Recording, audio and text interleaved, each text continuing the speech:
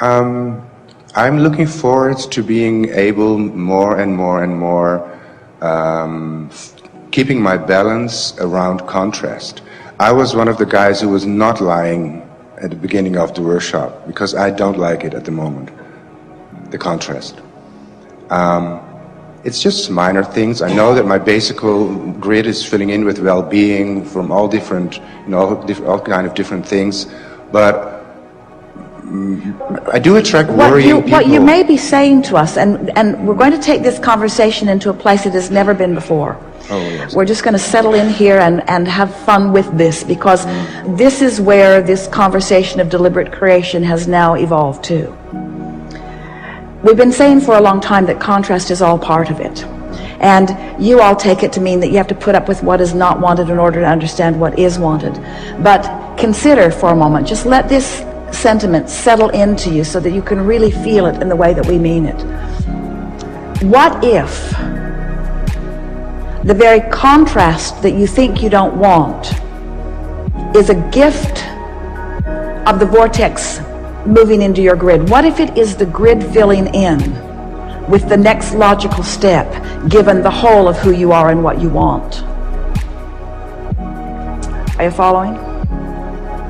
In other words, what if the contrast that you think you don't want is not something unwanted? You're not being tested by it. It's a piece of information. It's a piece of experience in order to help you formulate with greater clarity what you are wanting. And since you are expanding beings, since we are all eternal beings, then don't you think it's time for us to embrace the contrast? And in doing so, don't you think it's time to embrace your own worthiness and to stop condemning yourself when you stand in a place that you or someone else would deem not perfect?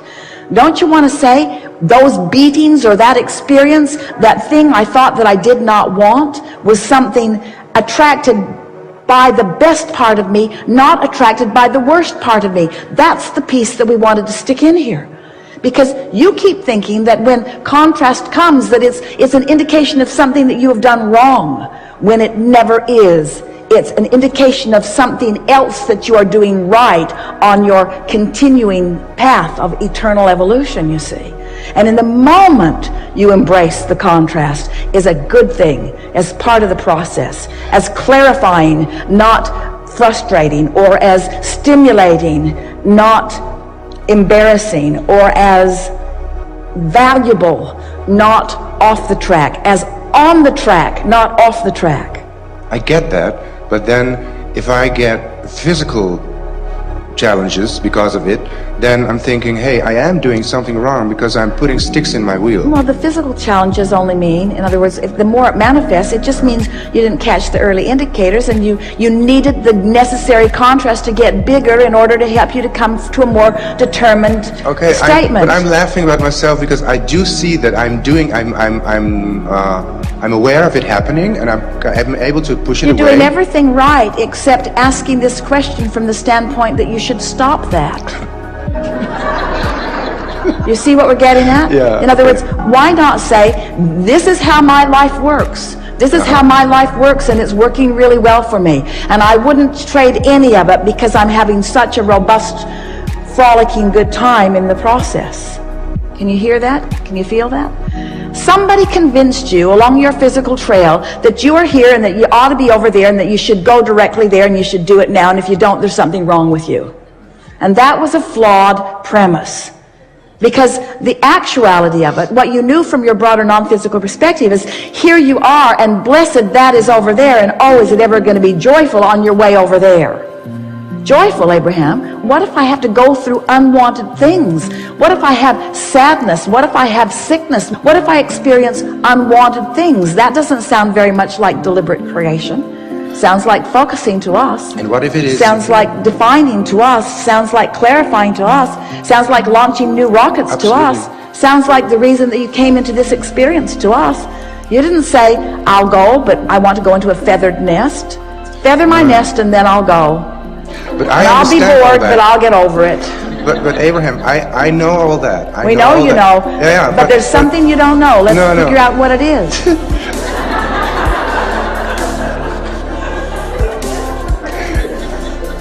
What if it's not my contrast, but if it's the people around me that are having contrast and they wanting to hear my version of dealing with the contrast, and then when I tell them how to deal with the contrast, they don't want to listen to it because they want me to commiserate, and then I retreat myself from it, and then they are pissed off with me because I'm not a commiserating person that I used to be. I used to be so empathetic, and now I'm so disappointing to my parents because I'm not listening to their agony anymore, and I love them very much, and I get so tired. Everyone's relating. So here's our question to you. And then people think I'm cold, egoistical, and egoist, and I say, yeah, I am, and I'm enjoying it. See ya. Which is fine with colleagues or with people that are not my close friends. But you see, there's a very big piece of this that you're leaving out of your explanation. But you're going to give it to me. Yeah. And that really big piece that you're leaving out of it is that it bothers you when they are upset with you. How can I stop that? Therefore, you're not where you think you are. In other words, not commiserating with them is one thing. Commiserating about them after the fact is another thing. And that's what you're doing here. You're commiserating about them after the fact. In other words, you are bothered. And until you're not bothered by them being bothered, you haven't figured it out. True. But help me figure it out. I am still bothered. I know I'm bothered, and I'm laying in my bed. I'm bothered. Well, what it really comes down to is when you're standing in a place where you are really in alignment, you don't mind their discord. I know. Because your alignment. I'm so not aligned then. But you see. And that pisses me off too. The reason that you're not aligned with their discord is because you're not aligned with your discord. The whole reason that it irritates you is because what they do takes you out of your alignment. True, yeah. And so this is what this whole last segment has been about, is making peace with wherever you are. Yeah. Stop the judgment on yourself. And in the moment that you stop the judgment about the rightness or the wrongness of where you are, then you'll be able to be more forgiving relative to where they are. And once you get that little piece into it, in other words, you'll actually look forward to a meaty conversation that will take you into another place of clarity. And you'll find yourself, you'll almost be saying, come on, bring it to me, give me your best punches, give me your best whatever you've got, because I'm standing here in this place of such alignment that you will not take me off my vibrational steadiness no matter what's going on with you. In other words, I'm going to be the one that dominates the vibration here, because I know these things. I know, first of all, that all is well, even that stuff that you think isn't. You're not going to take me away from my alignment because I'm not acknowledging that you're doing something wrong in your misalignment. And that's the piece. Okay. That's the piece. Ooh, I got that. Yes, you did. Because the teacher to the very core of your being, you see, you keep thinking that what your world is about, we are teachers too. You keep thinking that what your world is about is bringing everyone to a perfect place where there will no longer be any discord, or where there will never be any negative emotion, or where they will not voice their negative emotion to you. That if they're voicing their negative emotion to you, that it is symptomatic of what's wrong with them and therefore what's wrong with you. Right. But what about a teacher that is standing in a place of attracting those who are wanting the next and the next and the next and the next and the next? You have to make peace with their discord, but before you can make peace with their discord, you have to make peace with your discord. And that's what we've been talking about all day here today. It's not a wrong thing to feel negative emotion.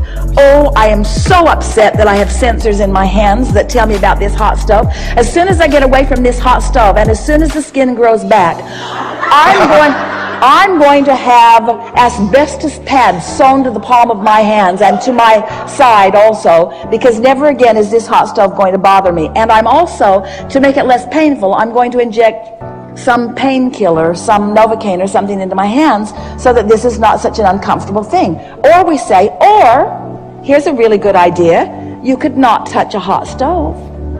Stove, I condemn you for your hotness.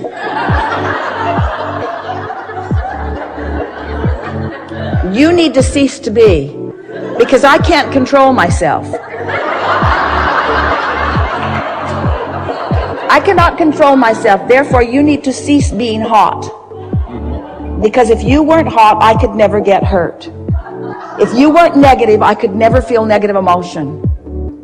But I can learn to keep my distance. I can benefit by the stove. I can benefit by the contrast that someone is living. I can understand that it's contrast that they are living, that they are bringing to me.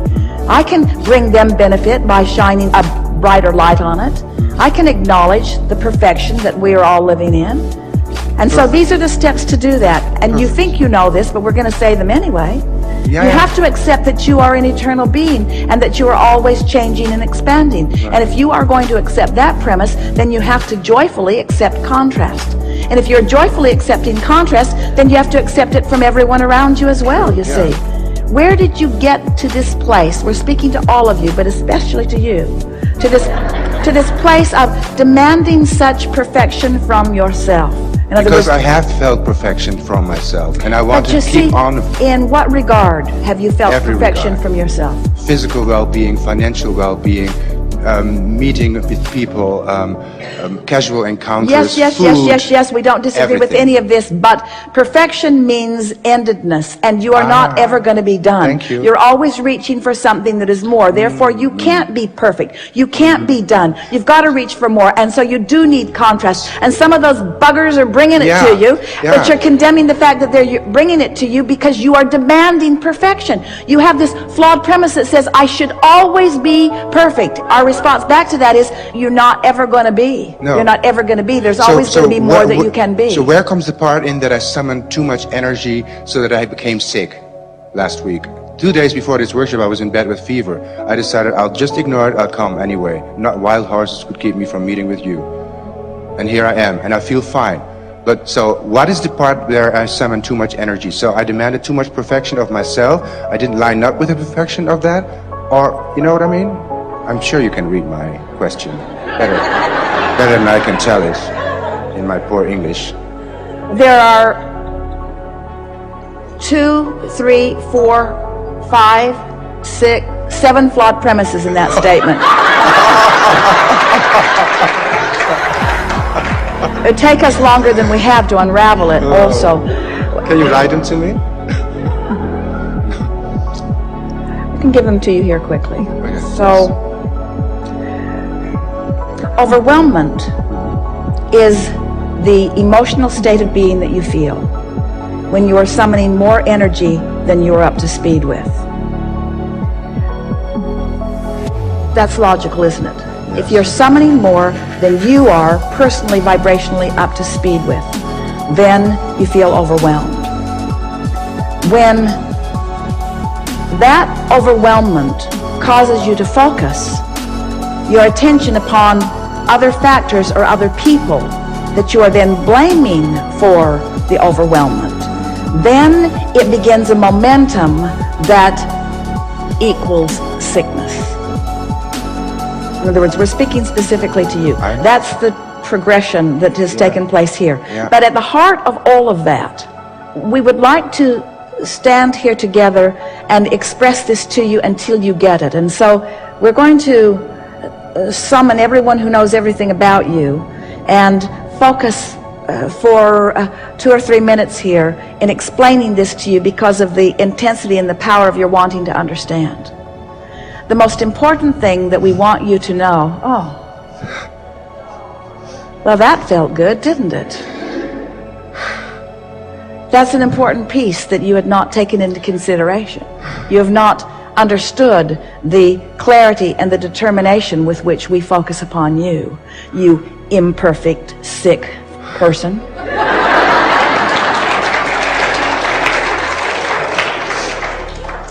You can't get sick enough or flawed enough or imperfect enough to cease being the object of our attention, you see. And that's what you wish for others, you see. And you cannot get us. You can argue with us. You are our favorite arguing friend. Doesn't slow us down, doesn't hurt our feelings, doesn't upset our resolve, doesn't keep us from knowing, doesn't keep us from loving, doesn't keep us from attempting to explain it to you yet one more time.